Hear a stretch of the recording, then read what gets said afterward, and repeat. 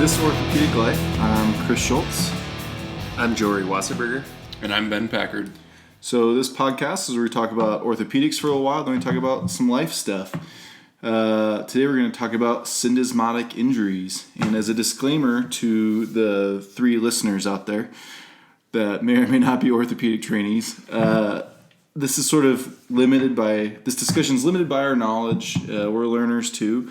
And this is just kind of a discussion of how we understand it. So let's get into it. So, Jory, you maybe want to talk about what is the so-called syndesmosis.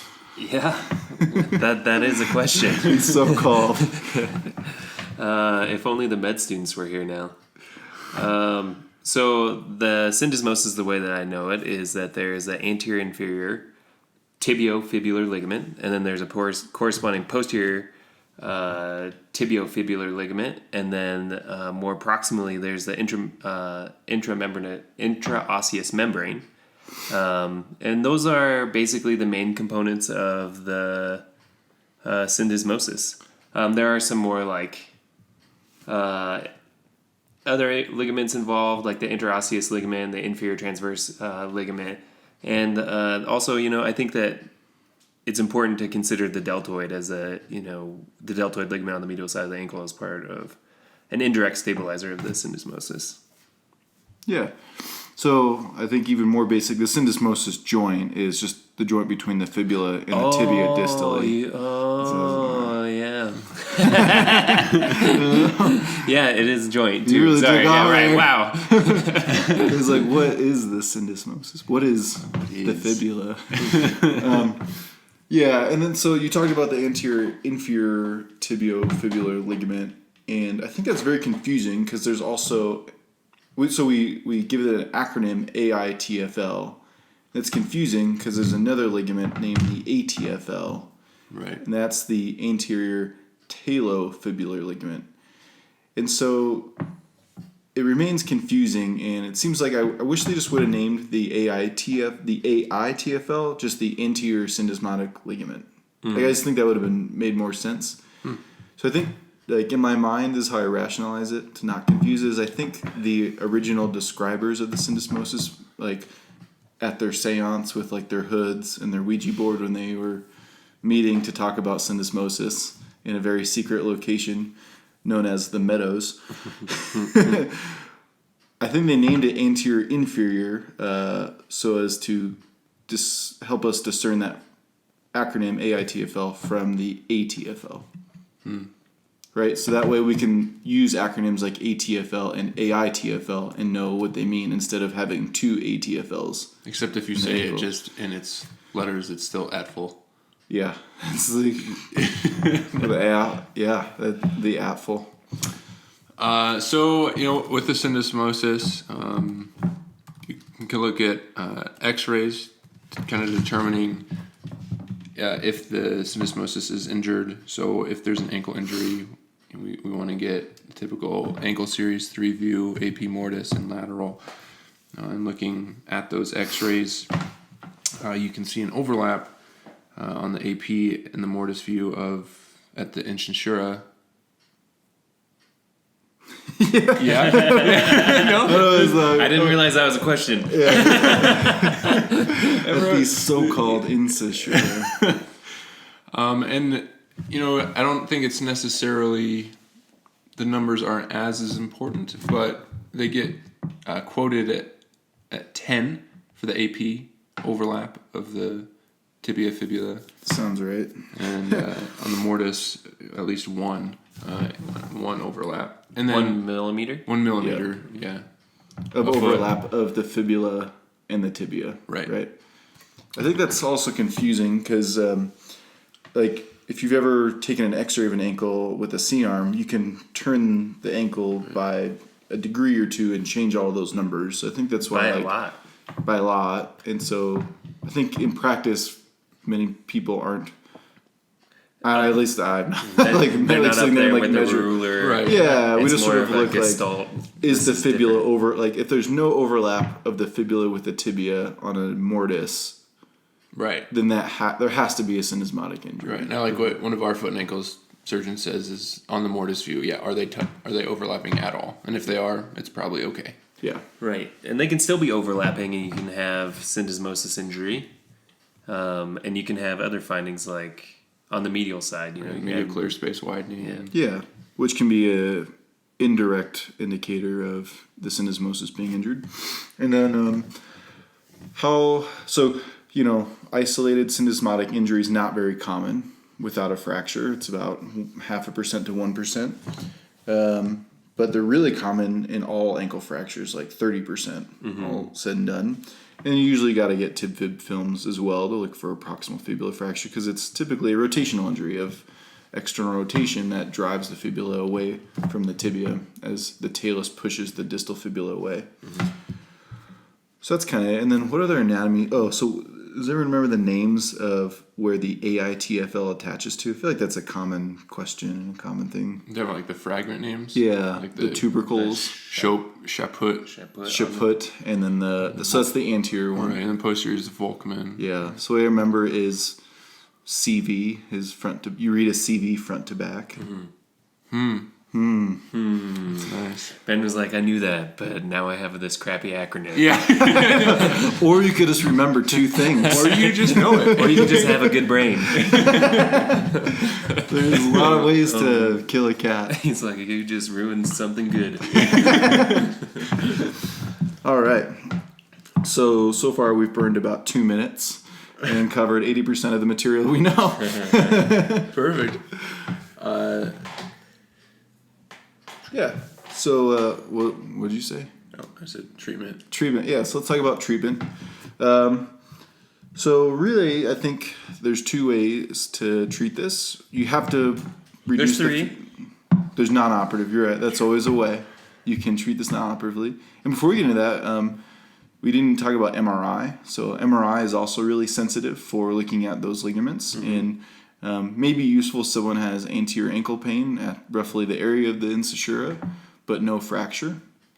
And then, we didn't talk about like stress and external rotation views. So there's a little bit of, controversy, but there's mixed feelings on gravity, the usefulness of gravity stress. So the whole idea is that, let's say you have a either suspicion for a purely syndesmotic injury, or maybe let's say a Weber B ankle fracture, where we know 30% of those have a syndesmotic injury.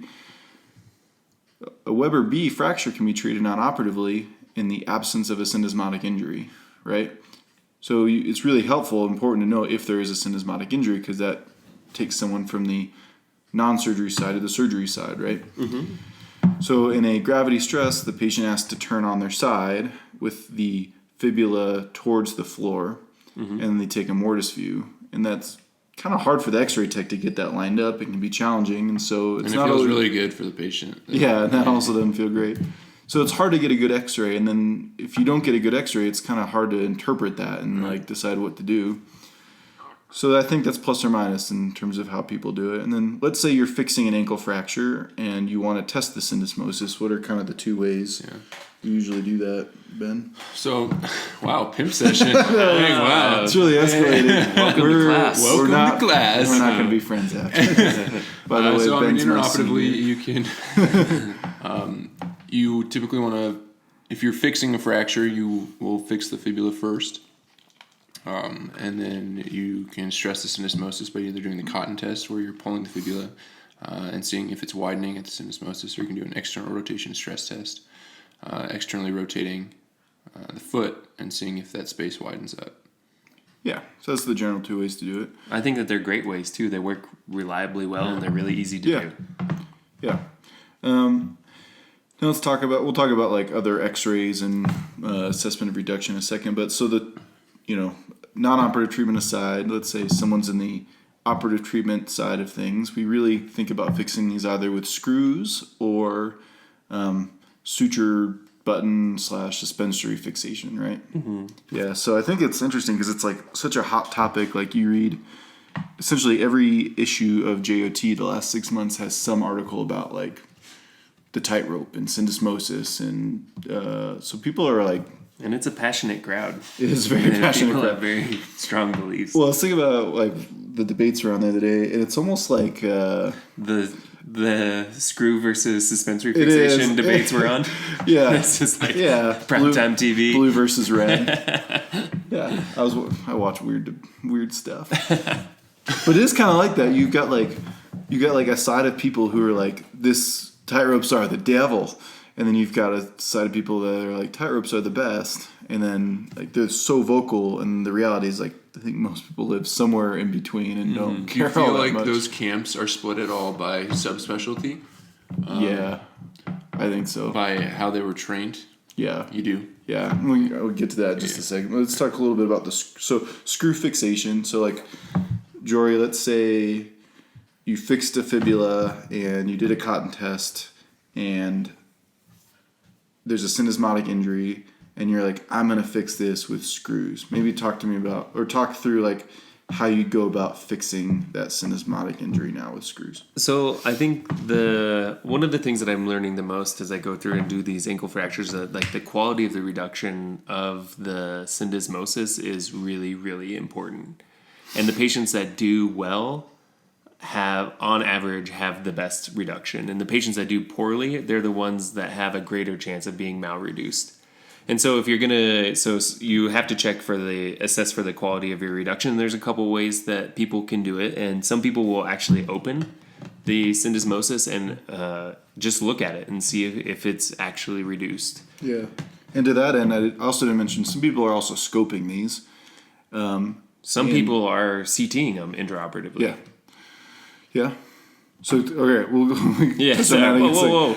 So easy there, Tiger. So either way, how am I going to fix it? So you get big screws, like 3/5 or 4/5 screws, and you put, you generally want to get 3 or 4 cortices, and I think the preference is for there to be at least 2 screws, and that's it.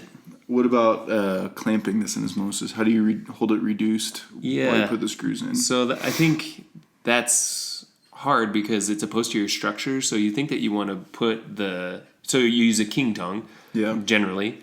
And people want to put the king tongue posterior on the fibula and anterior on the tibia, but actually you want to do the opposite. And that gives you a better chance of having a good reduction. So I actually think it's the studies assessing the reduction have the clamp on the anterior part of the fibula. Yeah, so if you think of the tibia as thirds, you put the medial tongue on the junction between the anterior third and middle third. And then this is where it gets confusing, is where does it go on the fibula? So the original paper talked about putting it on the posterior aspect of the fibula, but then like clinical studies where they actually CT'd it when they put it in different spots on the fibula, actually put it on the anterior third of the fibula for some reason, and that's how they got a better reduction. So I think there's a little discrepancy, and I think all this speaks to like the king tongue clamp is notorious for malreducing fibulas versus the syndesmosis. It's really easy to like over clamp it and like just crush those two things together. It's really easy to get it just a little off axis because the ankle is not like a perfectly like cylindrical structure. You know what I mean? It's kind of trapezoidal, and so it's like those to me speak to like how hard it is to clamp the syndesmosis. But let's say you clamp it and you're like, okay, is there any maybe X-rays people talk about getting to confirm your reduction? Maybe comparing the other side. Yes, I'll go ahead and take that one. So people talk about also getting a lateral X-ray of the ankle on the contralateral non-injured side, and then matching that to your injured side and matching the fibula tibia profiles and how they overlap as a way to assess your reduction. And like you said, then you can put screws across it. And how many screws and how many cortices is like this matter of like pointless debate. More or less, you can put like a huge 4/5 screw and just be done, or you can put 2 3/5 screws, which is just as good as a single 4/5. You can do 3 cortices or 4 cortices. It doesn't really matter. Each have their pros and cons. I think Dr. Miller talks about doing 4 cortices. That way, if they break later, and then you go take them out, you can fish it out from the medial side, as opposed to like trying to core a hole through the tibia from the fibula side and trying to find it. It's never going to happen. So that's kind of the gist. So that's screw fixation. And then the hot topic is I call it suspensory fixation because That's what it is. that's what it is. But you know, can it's- tell what it is by the way it is. But it's just, I tell you, get a good look at a T-bone, but we're gonna edit that part out. So there's That's good. I didn't get it anyways. Yeah, good. It's the Tommy Boy. Tommy Boy, but it's got to be your bowl. So they You actually talking? said in that paper it says in the neutral plane of the fibula by Marsh. In the cadaver study. Mm-hmm. Yeah. Where we're at. So, yeah, there's suspensory fixation where you essentially put like a button and sutures across, and you can do that without a clamp and use that as your reduction tool and also as your fixation device. And so that's gained a lot of popularity. But all of the big studies are sort of marred by the funding. So, like, I don't know if we talked about this. Does anyone have a ballpark of like how much those implants cost? I thought there were about $800 to $1,000. Yeah. So there's two main ones on the market that I know. There's the Arthrex Tightrope and the Smith & Nephew Invisinot. And they charge, it's like all that depends on your like hospital contract and all that. But more or less, ballpark is between $600 to $1,000. And like the cost of a 3/5 screw is like $50. I think like $20. $20, Yeah, if that. So it's like huge cost, and so all the studies kind of are marred by like the industry benefit of charging up the wazoo for an implant, right? Right. So like your construct went from being maybe a 1/3 tubular plate and like a half dozen screws and costing $150 to like $1,000. But then it also brings up an interesting point that, you know, at least historically, a lot of people were going back in for a second procedure to take out these syndesmotic screws. Right. And if at that point, then your cost is definitely a wash. It's negligible, right? So Right. like the cost of a second surgery vastly exceeds that of $1,000 implant. Absolutely. And the cost of the patient of getting anesthesia again. And Right. That's the hard part of all this cost talk is it's like cost to whom. So like cost to the patient, cost to the insurance, cost to the hospital, and it becomes a wash. And you know, you can talk every patient into getting all of their screws out, and you can talk patients into not getting their screws out. And so it's also like how you frame the conversation with someone. And the things I've read generally in terms of cost analysis say that like if you're routinely taking out more than 10% of your syndesmotic screws, then it's worthwhile to use a suspensory fixation. Yeah. that's not that much. It's not that much. It's something to think about at least. But then let's talk about, you know, the whole suspensory fixation concept in my mind, it's like, let's pretend it didn't cost $1,000 and just think about like, let's say it costs something reasonable, like $100, which in 20 years it probably will. Mm-hmm. So then it's like, assess the quality of that implant based on that alone. And it's like, is this better for a patient? And I think that's kind of the question that people are trying to answer. And I don't know if you guys have developed a thought on it or not. I mean, just in my mind, it kind of makes sense. It's not a bone fused to bone. It's a joint that has a little wiggle room, and I think that, and people say that, and I don't, that it has that little wiggle room, and the suture allows it to kind of find its, quote unquote, find its home a little bit. And I don't know how you guys feel about that, but No, how I feel about finding how if the Going to tightrope your can home. go to your home. Syndesmosis. Well, I do think that so Chris has been pretty into this topic for a while, so we've been talking you about can't it for tell. the last. I've been nerding out hard. I don't even know why. Like, I don't know why. Well, you're also on the foot and ankle rotation right now, which Yeah. helps. And you're going into sports, so if anything that's got suture in it, Yeah. you're pretty jazzed up I'm on. pretty sporty spice. So, you know, I think that's true. I don't know if I don't think it will give you a perfect reduction every time, but I do think that your chances of getting a adequate reduction with the suspensory fixation is higher.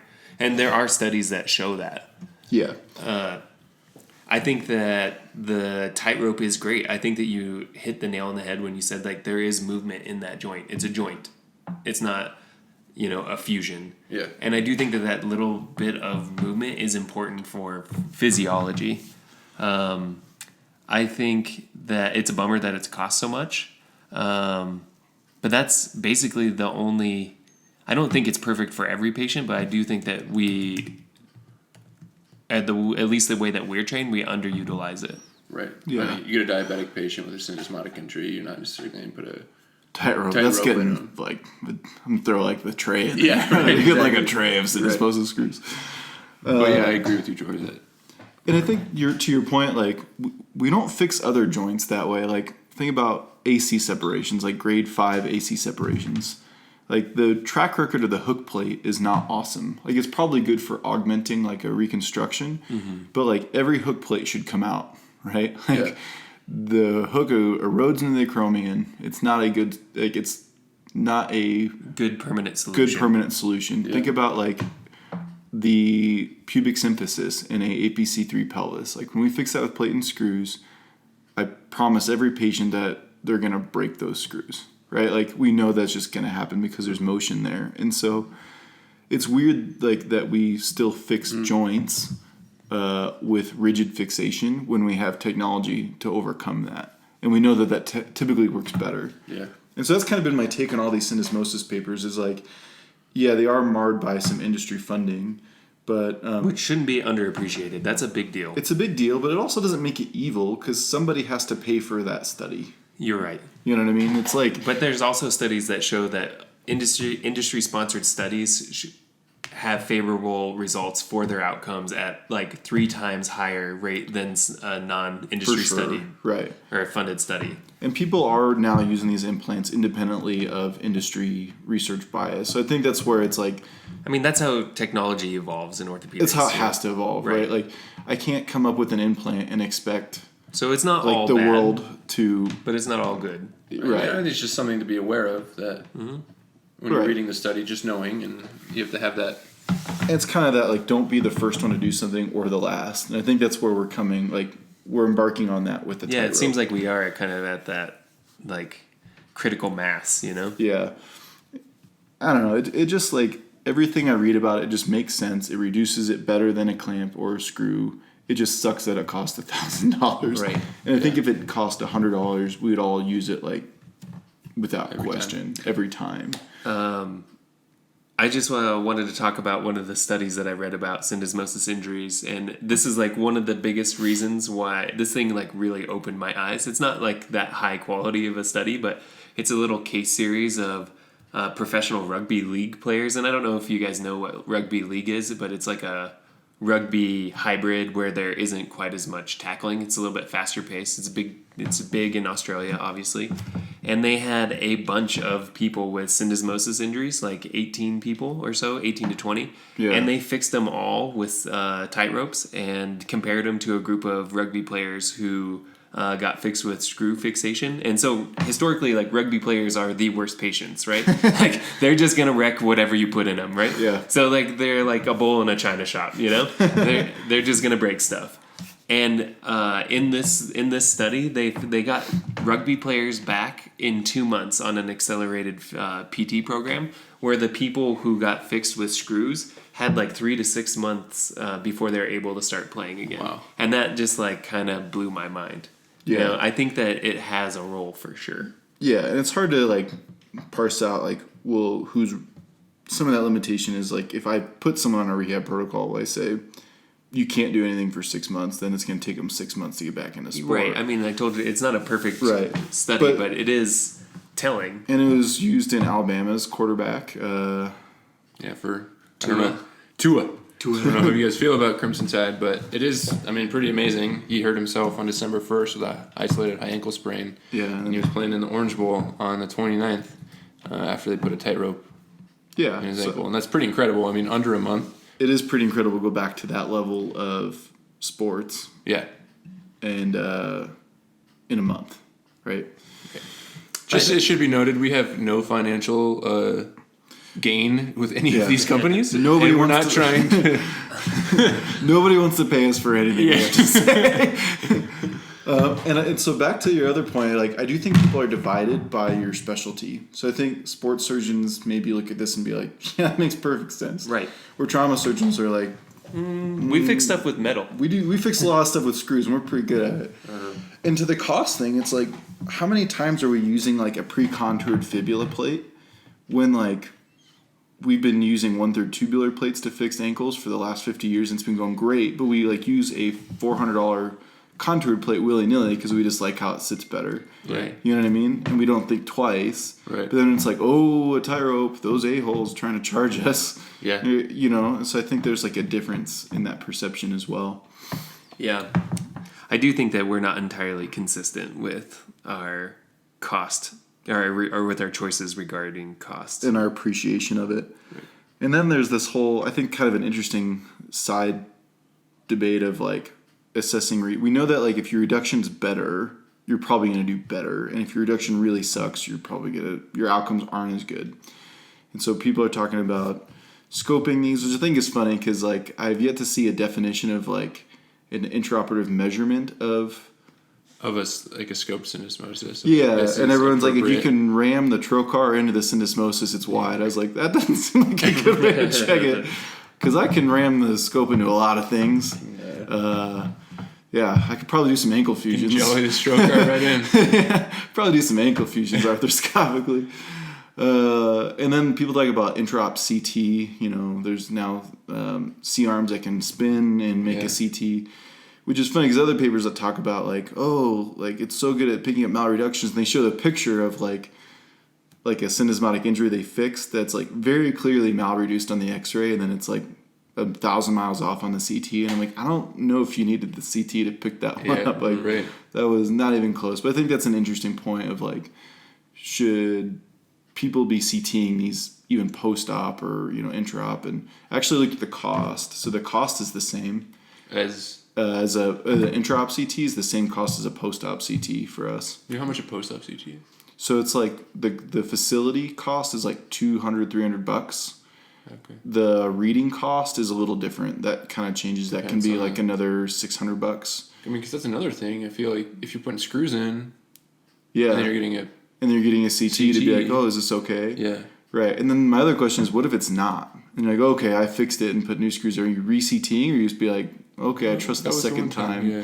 Because how many times have you like drilled something and like a super condylar? You're like, you put that pin in, you're like, oh, that one sucks, and then like you redo it. You're like, the same one. I've never like. All right, that was it. Not rechecked it and been like, that must have been good because the first one sucked.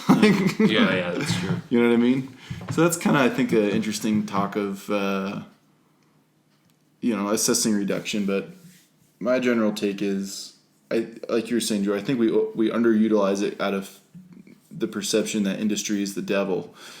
And it probably is. But like, I don't know. Yeah. No, but it seems to work really well. I think you bring up a good point. I think in 20 years, the majority of us are going to be using it because it's no longer going to be industries like Moneymaker. Right. There's going to be something else. Right. We're going to be using like lasers to out of our eyes. Sharks with lasers on their heads to fix bones. Yeah, I do think about that when the things would be like, oh, I never learned how to do this in residency, and I was like, fix a rotator cuff? Like, is it, like, well, no, use it for a scope. And I was like, I wonder what we're going to be saying when we're like 55, 60. Like, remember when we used to use knives? Now we use skin lasers. Skin lasers, yeah. Like, what's that thing going to be? That's going to be the game changer. I don't know. Well, that's a pretty good talk on syndesmosis injuries. Good job, guys.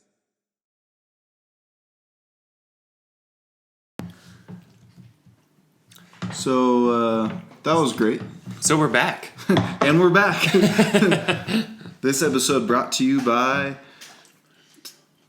Pit Boss. Fine pellet smokers. Chris's cherry tomatoes. They are delicious.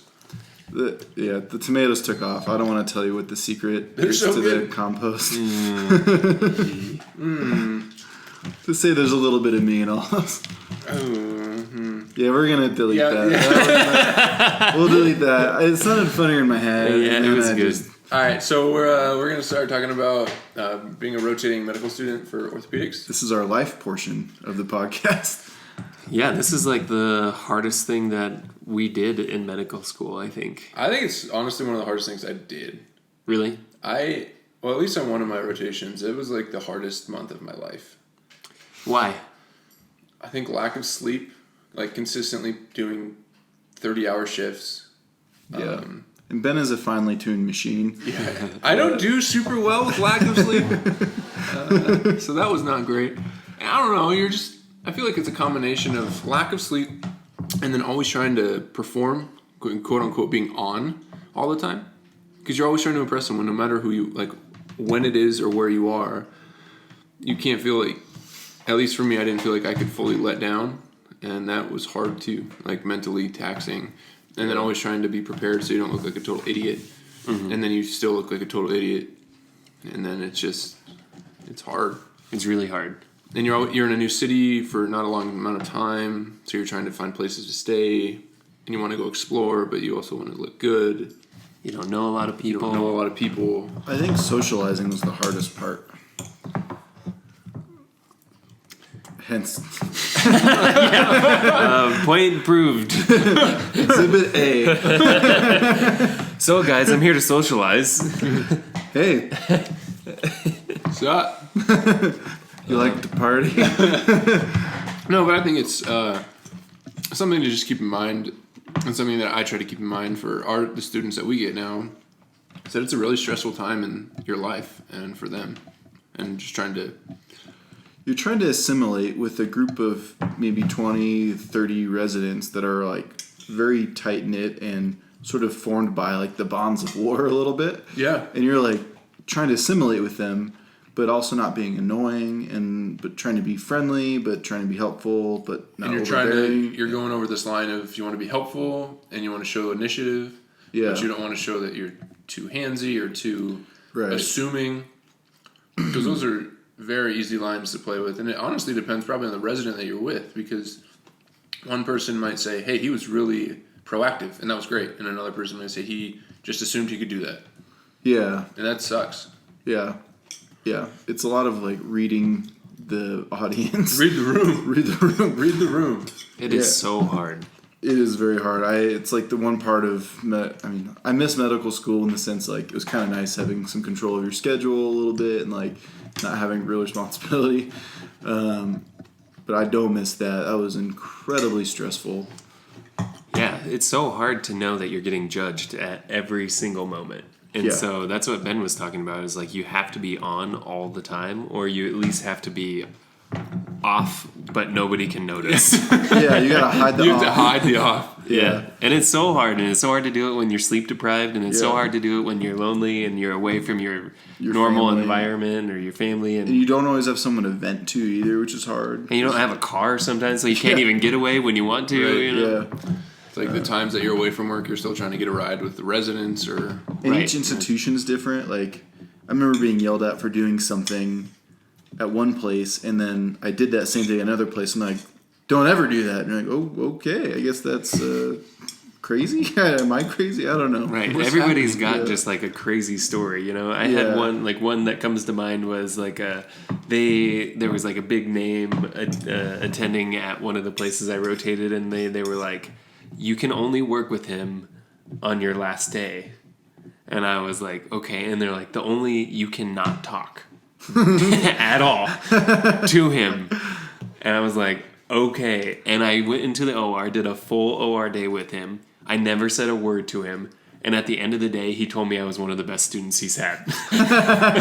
What? Yeah. And it's just like, it's like that. And you don't know. Yeah. And someone clearly prepped you for that. Clearly. But if, like, you weren't prepped for that, then you could have just, like, blown your chances by saying, hi, I'm Chris. Yeah. Like, next. Which is just wild. Because it's a specialty of such, like, dramatic personalities. Because they're sort of enabled to be that way. Yeah. For the longest time. Yeah, I mean, how enabled is that guy that, like, it's been okay that you don't say anything. You just sit in the corner and be quiet. Because that's how med students should be. Like, what? Right. And then there's the opposite, where you're supposed to be grabbing stuff and you're supposed to be asking questions, and you know, you're trying to be an active learner or active part of the case or the clinic or whatever, you know. Right. And it's just really hard to be able to figure out which ones you're going to do. I think one of the best things that I think my favorite residents were the ones that kind of had my back when I was a med student. And they would do stuff like, here, this is Dr. X. He pimps the medical students on these 5 questions every single surgery. Yeah. So just know this, and like, I think that it's like kind of cool. It shows you that they care about your learning. They care about you like looking good. They don't want you to get like be wrong or look stupid. So they like look out for you. And those are the kind of programs that I really like the most. And I think on that same token, I've experienced both sides of this, and I try to now as a resident. But as a med student, when a resident let me do something, and I did it wrong because I was a medical student, and when it was just found out that thing wasn't done necessarily right, had residents that were like, "Oh no, I did that wrong," or "It was my fault," or "This is what we did," versus "Oh, that was the med student." Right. And that's the right thing to do as a resident because it is still your responsibility. Absolutely. It for sure is. Absolutely. Yeah. So, what are, like, just think about some of your favorite rotating med students and, like, the qualities that they had and characteristics that they had that made you think that they were really excellent. Like, what did they have that made them special? I think, and this is kind of a gestalt answer, which I know is not great, but just I could, hang out with them. I felt that I could not necessarily do what we're doing right now, but go grab a beer with them or go, if I drove them around. It wouldn't be an awkward 20 minutes. Super awkward 20 minutes. It was, could make conversation. But then also at work, in regards to the actual work, that, they had some sort of preparation if we were in the OR, and you could tell they wanted to be there, but that they had a little spirit of humility, but also when asked to do something, they did it, and they didn't have to be asked to do that again. So they kind of learned. What about you? I think it's always better to start slow and grow. So, like, in terms of your personality, and that's hard if you're like a very outgoing personality. I agree with you, though. But if you always start out just like a little bit quieter than you normally are and just a little bit more like ears open, mouth shut, and then let that month progress, like, you'll be more inviting. Because the second you become annoying, people instantly become disinterested in you, right or wrong. Yeah. But like that's kind of been my observation with students is like once they become just like kind of annoying and like you got that tag, or you did something annoying, then all of a sudden like everyone's heads are in the sand to you, and that's not a good position to be in. So that's why I think always start a little quieter and a little slower. That's a good idea. And then the preparation is like impossible. I actually think we're quite unfair to our students in that we put them on like hand for a week and then trauma for a week and then like sports for a week, because each of those like it takes me weeks to like really appreciate the like anatomy and differences of and it gives like I have like a week transition mode where I like stop thinking about trauma stuff and start thinking about things like sporty wise. You're not necessarily saying like you need to know the surgery. It was just like, have you even like, I think you can tell if someone has any idea of what we're about to do. You're right. If like you're in a knee scope for like a meniscectomy and someone points to the ACL, like give it a guess, like that it's a cruciate. You know what I mean? Or like, so I think there's some baseline knowledge that's just kind of important to have. And I think complaining, like the second you complain, and that's not just about like how hard you're working, but if you complain about like the ER being dumb, like, or a situation being dumb or like medicine being dumb, that's actually kind of like an instant big red flag. Yeah, like you're still insulting their institution. Right. Like, right. And I complain about the ER being dumb, and I hate when I do that. Mm-hmm. Like, don't do that. Like, that's not a good attitude to have. Yeah. And I don't want myself to do that, and I don't want other people to think that that's a good habit to get in. Yeah. Right. I think. What about you, Joey? My favorite students have been the ones that are easy to be around. Like they can be friends, and and it's hard to sort of pick out like which ones are going to be really cool, which ones are really going to not be cool. So I kind of look for like somebody who gets along, who gets along with more than just a couple of people in the residency. Yeah. I look for people who show up on time, and I think that is one of the easiest way to check on somebody's reliability. Like people who are prepared don't show up late. Yeah. And I think that's really important. And I didn't realize how important it was until recently. And it remains important all the way through residency. I think I look for people who aren't going to be annoying. Definitely. I really liked your comment. ears open, mouth shut. That is like for sure what you should do your first couple of days. You will never go wrong, I think, starting out that way. Right. Now, if someone's like, "Hey, what's your name?" Don't be like, I can't answer you right now. It's only my first day. I'm not at liberty to say. Give me another 36 hours and I'll be on top of that one. But no, I think the ones that can't complain, they have to know the work, and I think the ones that are actively looking to do something helpful have been the ones that have been really impressed me. Like we have an intern, a ward intern, who's in charge of all of these inpatients, and they just get worked tremendously. And like the students that have really stood out to me were the ones that went and volunteered to go help with that intern in between cases, or they would do stuff like be on night call, and they would write down like these are the supplies that this person likes for this specific splint, and they would never have to be asked again to go do it. Yeah. Like those people, like when they're organized and they're creative and they're like self-motivated to work, those are the people that really impress me. Yeah. And like never once have I ever like discounted somebody or thought that they were a shoo-in because of their orthopedic knowledge. Right, absolutely. That's, I think, 100%. The most critical point is, I think seldom have we ever been like, oh, they just weren't smart enough. That's like never been said. It's always been like they just were weird, or like, or they didn't work hard. Or they showed up late, or they had an attitude, or didn't work well with their peers. That's another clue we look for. Like throwing the other med students under the bus. Or, yeah. Going back to your comment though, Joy, like I've had a couple of students on sports now where we'll finish the day at like 3 or 3:30, and they're released for the day, and they're like, "Oh, I'm going back to the main to help our ward intern if they need anything," and that's like it stands out. Yeah. What do you guys think about being on call with a med student in regards to if you're having a slow night? What do I do? What do you mean? Because so like personally, I thought it was really hard sometimes being on call at night, and it was a slow night, and you're just like sitting there twiddling your thumbs, and so I always offer the students to go home. Oh, I regardless of how busy I was, I always sent them home. Yeah, me too. Yeah, the reaches, especially on.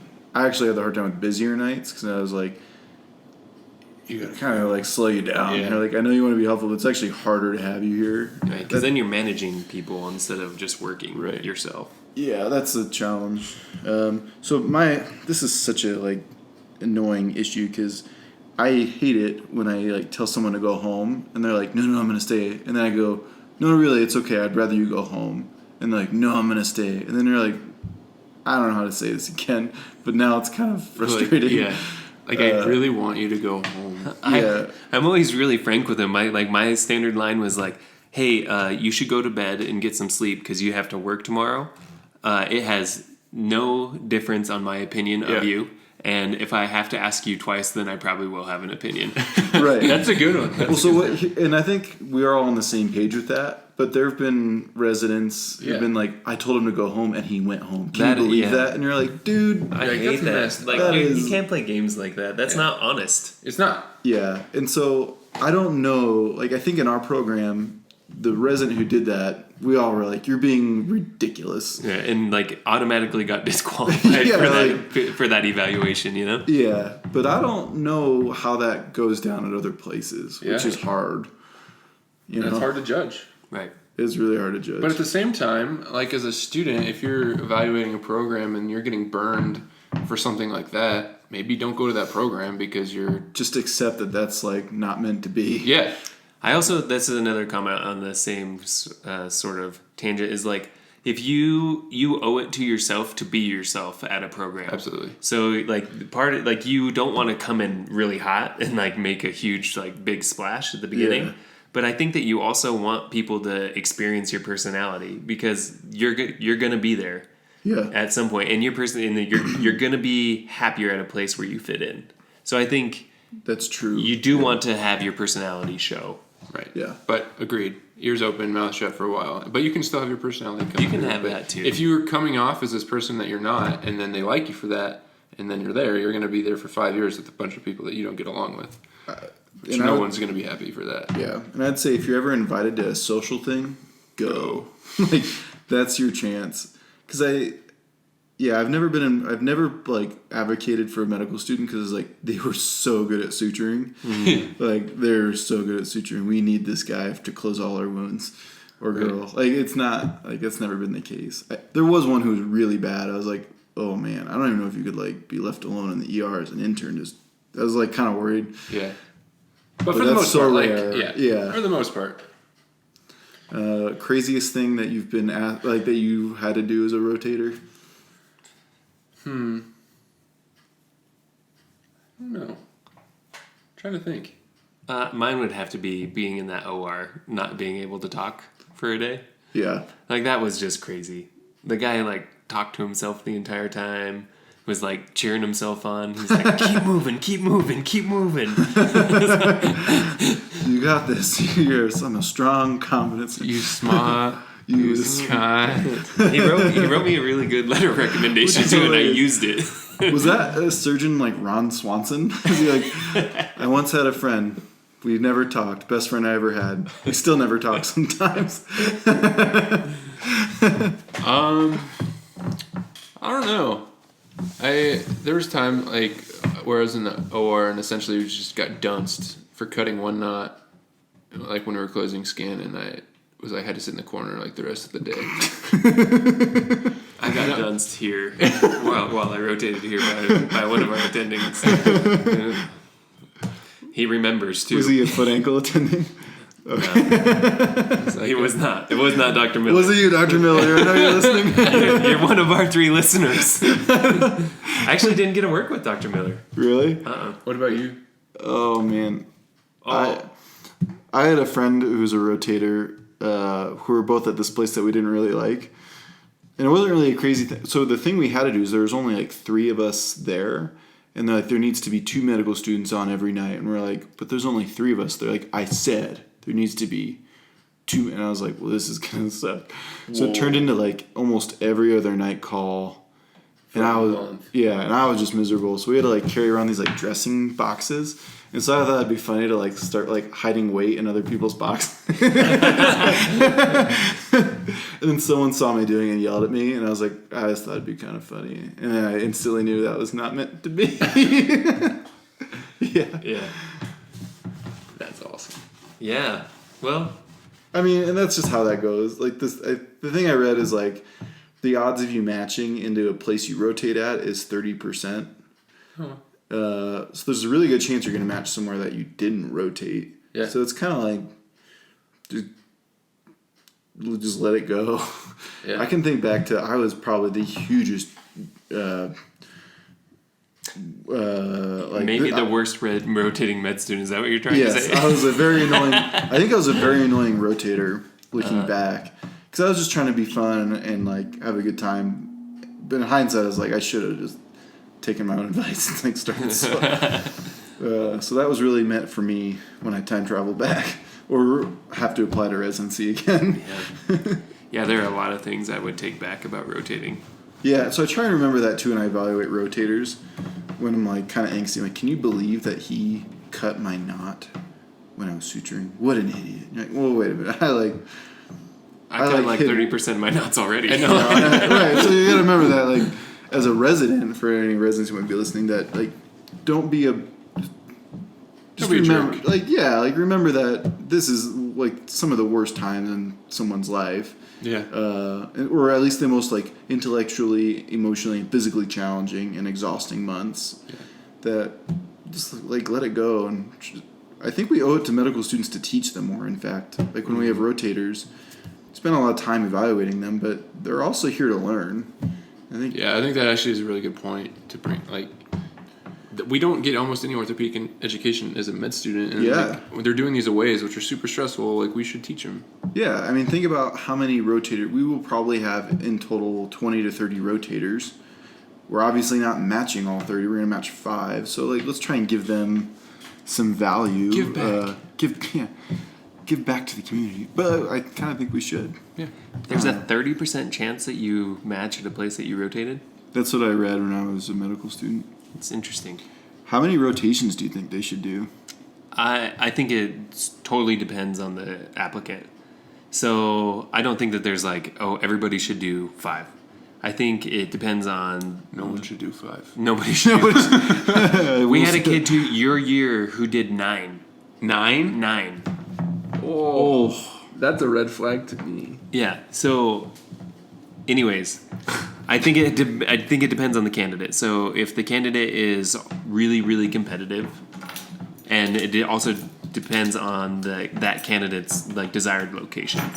So like if you really want to be in Boston, and that's like the only place that you can be for whatever reason, then you should maybe look at doing a bunch of Boston ones. Yeah, that's a good. But I think that so it depends on the competitiveness of somebody. Like in general, the lower the step one score, maybe doing one extra one or two extra ones is a good idea. Yeah. I think that you run a risk of really wearing yourself out because it is so demanding and really challenging, and you could look like a total fool for trying to do that just by being so exhausted. I think in general, I agree with 100% with Jory. I think in general, 3 is a good number. 3 total. Yeah. How many did you do? I did 3, including my home place. Yeah, that's what I mean. It's like if you have a home program, then do 2. Yeah. If you don't have a home program, which I didn't. And I did see a figure the other day, and that's exactly what I did. 1 at my home institution, and then 2 away. Others. Yeah.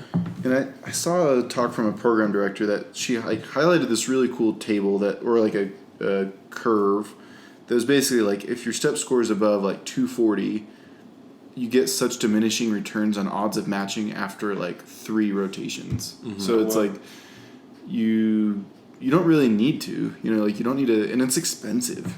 Yeah, it's so much money. And I think I worked harder as a medical student than I ever did as a resident. Like I've had some like rough goes as a resident, but the like demands that I had as a rotator sometimes were so consistently bad, and exhausting. I think that's the closest I've become to depression. Yeah. It's hard to feel happiness when you're like on 2 hours of sleep for like the 6th night in a row. Yeah. So one of my, I like did an Airbnb or like a rotating room or something, and I rented a room from like a psych resident and his girlfriend who's like also a psych resident, and at one point they called me, and they're like, "We haven't seen you here in 4 days. Like, are you okay?" Because they want to make sure they weren't like looking for a body, and I was like, "Yeah, I'm okay."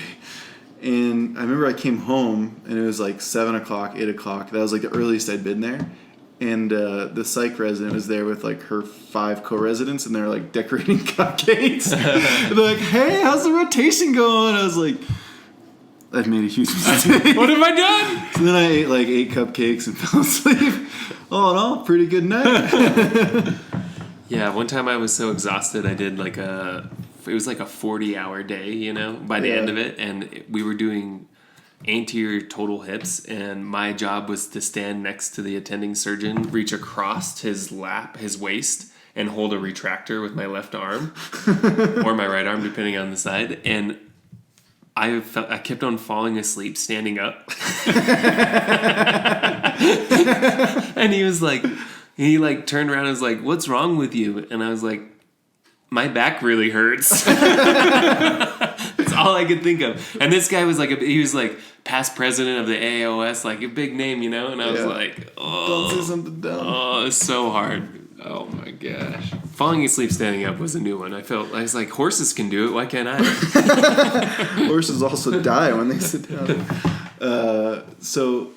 Yeah, it's funny because it's like we have all these like duty hour restrictions as residents.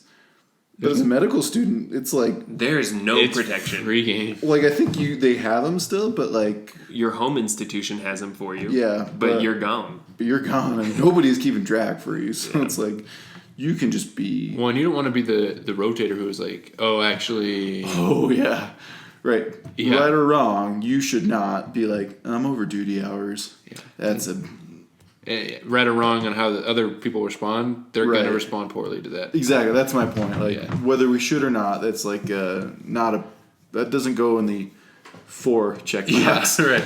At those rank meetings. Sometimes you just got to put your boots on. Yeah. Yeah.